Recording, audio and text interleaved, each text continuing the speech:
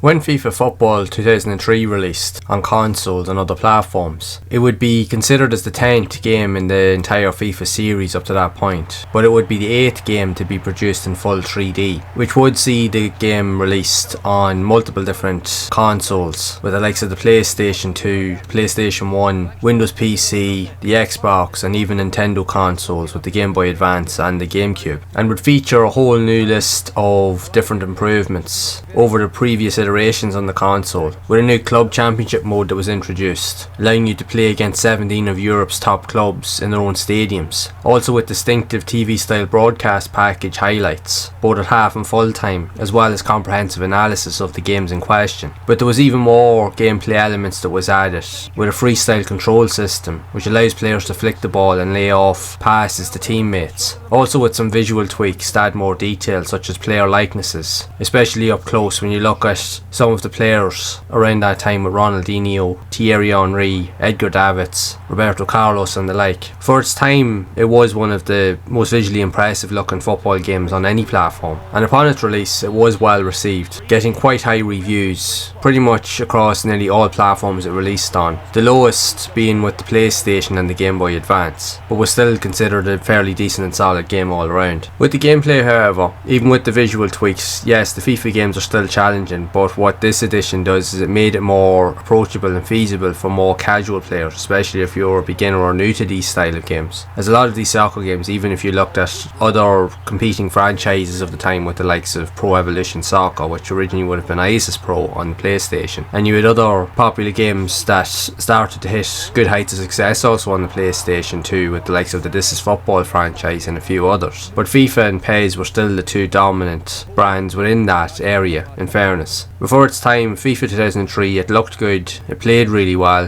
it was easy enough to get into, and at the same time felt familiar to previous games that it came before, both on current and even older consoles alike. And with the addition of being able to increase and boost the gameplay speed, so it felt like everything was playing on 2 times the overall speed, which could definitely help if you were wanting to play games at a much faster pace or rate. But sometimes it would give you the overwhelming impression of feeling like everything was just moving way too fast for you to even cope with. But at least the option was there if you wanted to use it.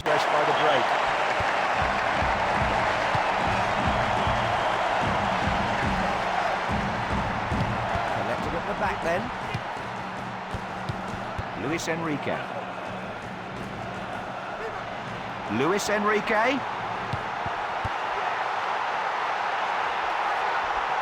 Last second tackle. Salihamidzic.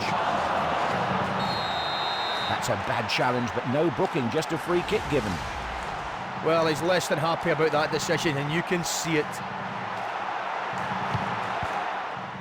And even the gameplay modes with regards to the amateur and professional or semi-professional, they do work within their boundaries. Like if you're playing on the easier modes, it is more adaptable and approachable, but if you want more of a challenge, you would definitely put on the harder difficulties, and then you would get to see how challenging the game really could be. So you can attune the gameplay preferences to your own play style. If you like to play everything down the centre, or if you like to use the width and breadth of the field, playing down the side using the wingers, which really isn't the thing you see in football today, but back then it was a well noticeable thing. That's how a lot of teams would have scored most of their goals back then, is using the space. And like even when you look at all of the later games that came out in the FIFA series on the PlayStation 2, especially when you look compared to from 06 and up to even the last one with 2014, there was very little differences in all of those games. There was just a few subtle tweaks here and there, but visually and even gameplay wise, it would have been more so with 2008 and 2009 where you would have seen any real differences. But even from that point on, everything was pretty much, for me, felt like a rehash with very little difference compared to previous outings. If anything, it just felt like the exact same game, just with a slightly different coat of paint, or in some cases it just felt exactly the same. The only difference would have been with the team and character rosters being updated, but essentially all of the gameplay elements, controls and everything didn't feel any different from the version you've seen before. Even the menu systems and everything was almost identical. They just maybe put a different background image on the actual menu screens, but other than that it was just very very, very similar, which for most people back then wouldn't have known the difference. But when you look back, you can see clearly that very little was done in between the sequels. It was with the earlier FIFA games, with the likes of between 2001 and 2004 or even 5, that you could see noticeable differences within each of the future entries in the series. But anything after that, it just felt like the same game over and over again. But I suppose it was a money spinner because it didn't matter. The FIFA game just sold in their bucket loads every year, so they didn't really have to do much, because most players that were playing it anyway, all they wanted to do was just play with the updated teams and rosters. It didn't matter so much about the gameplay. But for those looking for a slightly different or more refined experience, wouldn't have got that. But if you're looking for more of the definitive experiences on the PlayStation in terms of FIFA games, I genuinely think the earlier editions on the system are still the best. The likes of this one here is among some of them, so it's still worth playing even just today for that alone. Now I know other people will have different opinions, and that's totally fine, but for those that have played a lot of the FIFA games, I'm sure you've seen the similarities yourself. But regardless of what I think, it'd be more interesting to hear your thoughts on this. Were you a fan of the FIFA games, and which is your favourite that was released on the PlayStation 2? And if you would like to see even more content around the FIFA games that released on the PlayStation 2, you can check out this next video right here.